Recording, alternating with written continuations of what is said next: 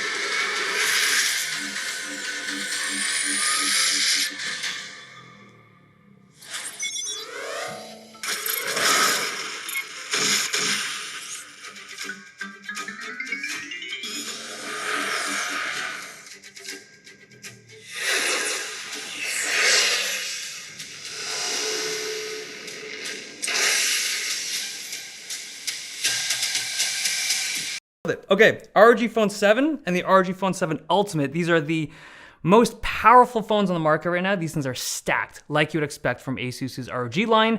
They have amazing screens, optional coolers, best-in-class performance. So the Snapdragon 8 Gen 2 is the fastest chip in the Android space, and it gets to flex extra hard inside an ROG device. They made some tweaks to the graphite layer and their vapor chamber, and now the ROG Phone 7 will sustain 60 frames per second in ultra-demanding games indefinitely. Like, you can play demanding games for like 2 to 3 hours straight, and it'll still be pegged at 60 frames per second. The temperature will be a little bit warm, like 40, maybe 41 Celsius, but 60 frames per second. The screens on ROG phones are usually really good. They're bright, they're super fast, and they're just awesome for games, right? Now this year, the res and refresh rate hasn't changed. It's still super fast at 165 Hz and still has super low input latency. Like, the screen is very responsive. But this year, they've bumped the brightness. It can hit 1,000 nits outdoors in high brightness mode, and it can supposedly do 1,500 nits peak for a small section of the screen. Now, because these are ROG phones, they have an optional cooler. So this year, the device is called the AeroActive Cooler 7. These new phones are compatible with last year's cooler, the AeroActive Cooler 6, but this year's model is upgraded. It does have 4 buttons on the back and has a fan again to push air around, and it uses Peltier tech to actually keep the device cold. Like, when it's plugged up and uses power, it's cold, like fridge cold. It's included with the Ultimate model, but it's an optional accessory for the regular ROG Phone 7. Now, the Ultimate model has an extra trick up its sleeve. So there's a port on the back of this device that they call the AeroActive Portal, and this thing can open up to reveal a series of copper fins. And the purpose of this is that when you have the cooler attached, that portal will automatically open up and it'll blow cold air through those copper fins and out the top. It's just a more effective way to cool the device. On the regular ROG Phone 7, it doesn't have that portal, so you're just cooling the back plate of the device, like previous versions of the ROG phones. The new cooler, though, has a different air stream. So there's cool air blowing through the regular, like the backside, but there's also a secondary stream that runs to the front of the device to kind of cool the front glass.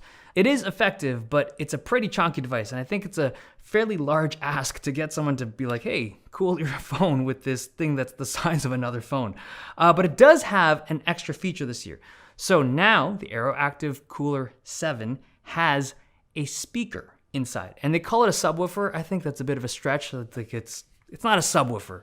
It does benefit the lower frequencies though. So in games and when you're watching media, it's a fairly noticeable difference when you use it. There's RGB lighting on the back of these phones, of course. It's an ASUS ROG product. On the regular ROG Phone 7s, there's a light strip looking piece as well as a light up logo. The black one has a kind of pixelated logo. The white one has a more solid logo. And then on the Ultimate version, it doesn't have that LED strip because it's got that cooling portal instead. But it does have that small OLED panel that we've seen in previous generations. And this is a fully customizable OLED screen. You can do a ton of stuff with it in their software.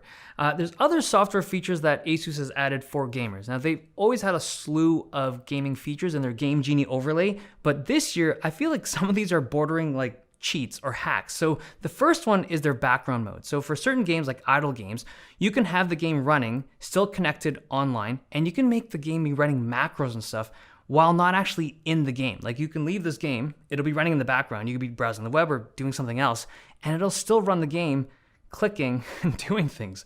It's useful, but maybe a little too useful. The second thing that I think is a little questionable is their new X-Sense feature. So in supported games, you will have pop-ups or notifications mid-game that tell you when certain things are happening. So in MOBAs, if there are important camps up or certain events happening, you'll get an on-screen pop-up. And in some games, that is incredibly useful. Now I get it, these are just mobile games, and I don't know how sweaty people get about it, but that feels like it's a bit of a cheat.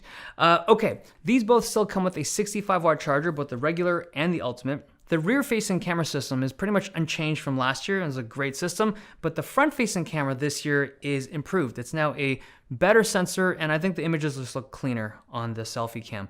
Now, I don't know the pricing of these devices at the time of shooting this. I imagine they'll be similar to last year's ROG Phone 6 products, but there's one thing that I thought I should mention. The Kunai 3, which is a controller that has existed for a while for the ROG phones, made by Asus. If you want to use the Kunai case that allows you to side mount the controllers like this, it's an imperfect fit. Like, it works and the playability is just fine, but if you'll look at the back of the device, you'll see that the camera hump is misaligned slightly. So if you have a Kunai 3 or if you want to get one, I don't think it really fits the way that it should, but everything else works. Okay. There you have it, the ROG Phone 7. It's the most decked out phone I've used this year. It also gets 2 major operating system upgrades as well as 4 years of security updates, which is a nice bump up from the previous generations. Okay, we're done.